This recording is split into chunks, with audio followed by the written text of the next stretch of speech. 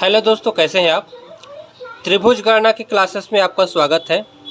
त्रिभुज गणना का पहला पार्ट हमारे चैनल पे डाल दिए गए हैं, जिन्होंने नहीं देखा वो देख सकते हैं।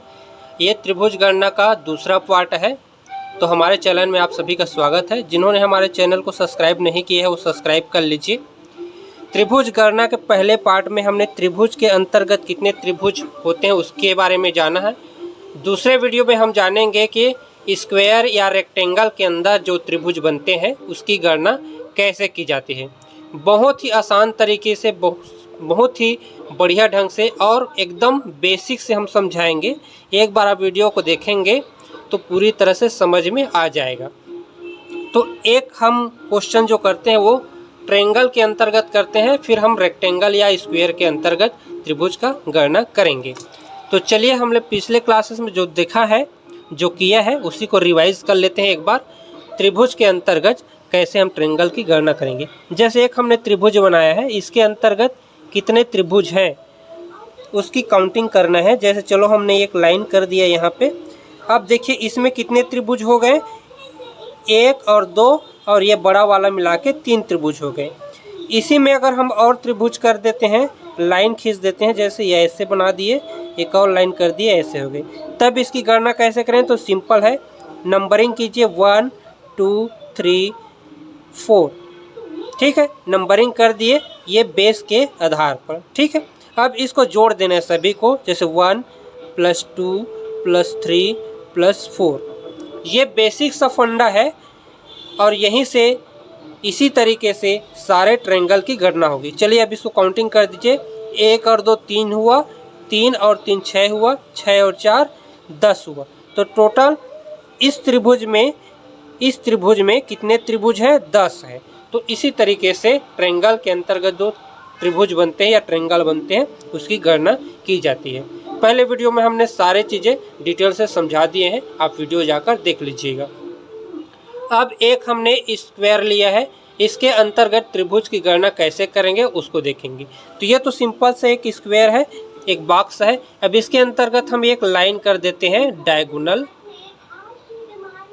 ठीक है, अब देखिए इसमें कितने त्रिभुज हो गए, तो इसमें हमें 2 त्रिभुज दिख रहे हैं। एक त्रिभुज यहाँ से इधर, एक त्रिभुज यहाँ से इधर, इसमें 2 त्रिभुज दिख रहे हैं। अब इसमें और एक डायगोनल कर देते हैं।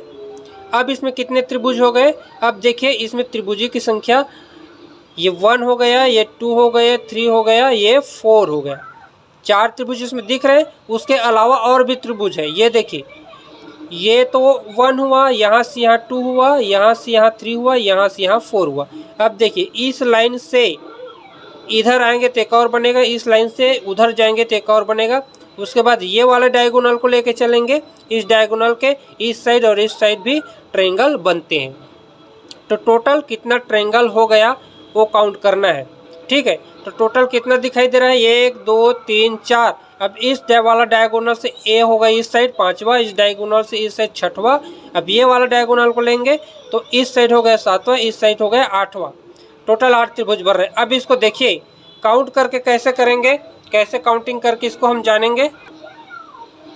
ठीक है, लेकिन ऐसे आप जब करेंगे, इसको अलग अलग से गिनेंगे तो वहाँ पे मिस्टेक हो जाएगी। तो सिंपल यही फंड अपनाते हैं। देखिए कैसे करेंगे, यहाँ से ले लेते हैं 4 + 3 + 2 + 1। अब सबको जोड़ दीजिए, 4 3 7, 7 2 9, 9 1 10।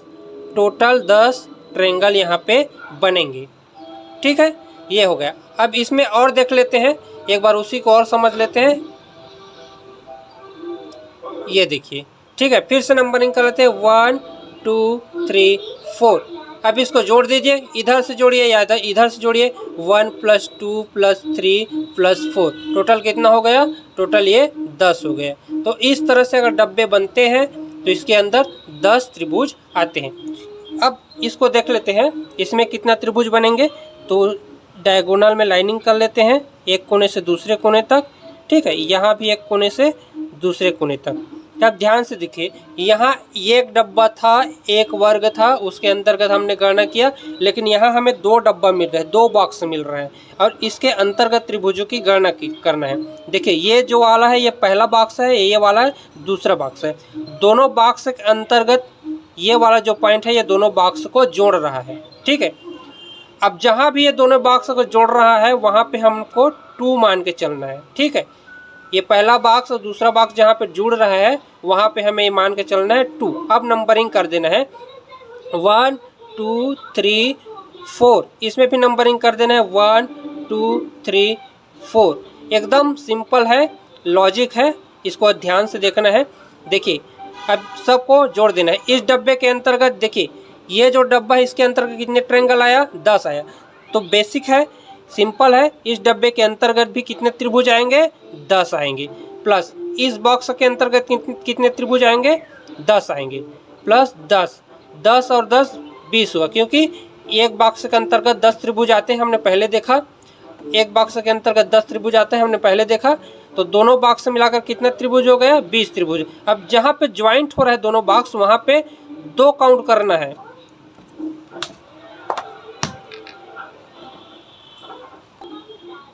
ठीक है, अब इसको टोटल जोड़ना है, 10 और 10 20 और 20 2 22। टोटल कितने त्रिभुज होंगे इस पूरे बॉक्स के अंदर, तो 22 त्रिभुज होंगे। चलिए इसको देखते हैं। इसमें हमने 3 बॉक्स बनाए हैं, ये देखिए ऐसे, फिर एक कोने से दूसरे कोने मिला देते हैं। ये देखिए सिंपल है, ये देखिए। अब देखिए एक डब्बे के अंतर्गत कितने त्रिभुज आते हैं, 1 2 3 4, जैसे हमने पहले पढ़ा है।